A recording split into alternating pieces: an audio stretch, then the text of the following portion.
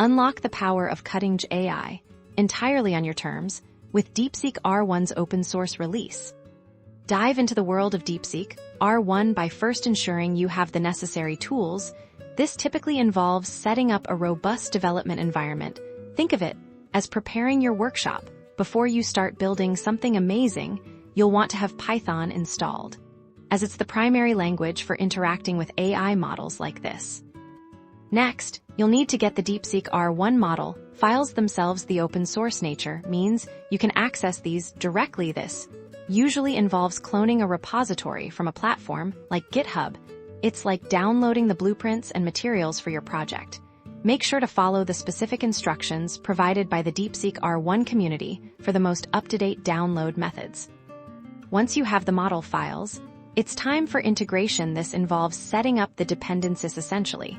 All the other software pieces your model needs to function. You'll then load the model into your chosen framework, which can be done through simple commands that tell your system where to find and prepare the model for use. Now for the exciting part: utilization. You can start by exploring its capabilities with sample prompts or by integrating it into your own applications. This is where you begin to experiment and see the model in action, generating text, answering questions, or performing other AI tasks tailored to your needs.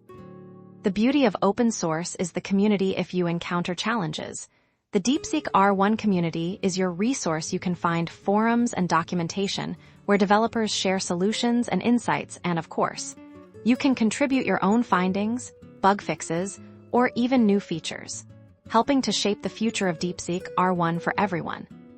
This is more than just using an AI. It's about being part of its evolution. Explore, experiment, and contribute to the ongoing innovation of Deepseek R1. A truly open and collaborative AI endeavor. Deepseek R1 open source.